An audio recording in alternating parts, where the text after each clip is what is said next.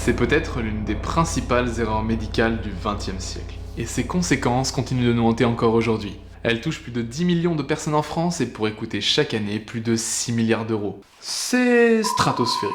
Mais de quoi parle-t-on ?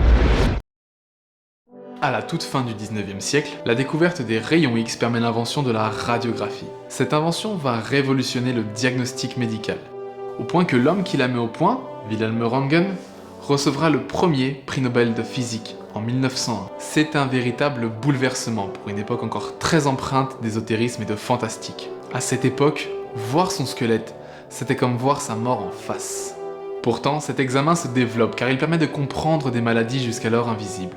Il devient un outil de choix dans le diagnostic des rhumatismes et est alors utilisé en masse. Une pathologie, décrite au siècle précédent par le médecin français Charcot, va prendre un essor considérable. L'arthrose. Cette maladie se compose de deux symptômes majeurs. Premièrement, l'amincissement de la couche de collagène qui recouvre les os dans les articulations et qu'on appelle le cartilage. Et deuxièmement, la formation de petites structures d'ossification au bord de l'articulation que l'on appelle les ostéophytes ou parfois les becs de perroquet. Pour les médecins à l'époque, la conclusion est sans appel. La dégradation du cartilage est responsable des infirmités motrices et des douleurs articulaires. Et le diagnostic, facile à réaliser et peu coûteux, se généralise. Dans les années 80, la maladie a pris une telle ampleur que le monde médical va réaliser des radiographies chez des milliers de personnes prises au hasard dans la population, afin de connaître la prévalence, la proportion de personnes touchées par la maladie, ainsi que le pronostic, l'évolution des symptômes en fonction de l'évolution de la maladie. Et c'est précisément à ces deux questions que va tenter de répondre, en 1990, une équipe de chercheurs néerlandais, examinant près de 3000 personnes en se posant précisément une question. À quels symptômes peut-on savoir qu'un individu a de l'arthrose dans le genou ? De nombreuses découvertes médicales ont été faites au hasard, et les chercheurs ont souvent été pliés par leurs découvertes. Dans le cas de notre équipe, on peut quasiment parler d'un numéro de contorsionnisme. En effet, si 20% des personnes étudiées avaient de l'arthrose et que 13% avaient mal au genou, seulement 4,7% avaient à la fois de l'arthrose et mal au genou. Et oui, la majorité des personnes qui avaient de l'arthrose n'avaient pas de symptômes.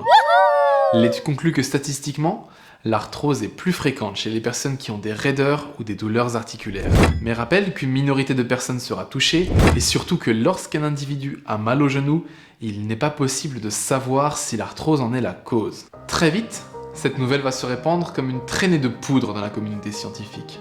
Et au début des années 2000, on donne un nom à ce phénomène. La discordance radioclinique, la différence entre les symptômes d'un individu et le pronostic que l'on pourrait faire si l'on voyait le niveau d'arthrose présent sur ses radios. Cette dissociation est généralement très importante. Et pour les cas d'arthrose peu évolués ou les personnes de plus de 70 ans, lorsqu'on essaye de deviner les symptômes en fonction des radios, on est souvent plus proche de la bataille navale que de l'expertise médicale. De nombreuses découvertes vont également être effectuées au cours de cette période. On découvre que l'arthrose n'est liée à aucun signe d'inflammation visible et qu'elle est présente chez tous les mammifères, y compris le phoque ou le dauphin. On découvre de la même façon que les animaux en captivité ont 3 fois plus de risques d'avoir de l'arthrose que les animaux sauvages du même âge, appuyant l'hypothèse que la sédentarité soit l'un des principaux facteurs d'apparition de l'arthrose. Plus important encore, on découvre que courir n'augmente pas le risque de développer de l'arthrose, et pour les cas d'arthrose les plus avancés, courir divise même par 2 le risque d'être opéré pour une prothèse de genou. Enfin, en 2019, une méta-analyse, c'est-à-dire une méga rétrospective bourrée de calculs scientifiques qu'on utilise généralement pour construire des fusées, conclut qu'à 40 ans, 40% des personnes qui n'ont jamais eu mal au genou ont déjà de l'arthrose, et qu'à 70 ans, c'est 75%. En résumé, l'arthrose, c'est comme les rides, plus tu en as, et moins ton collagène est photogénique. Les mêmes études seront également réalisées avec les mêmes résultats pour la colonne vertébrale et pour les hanches.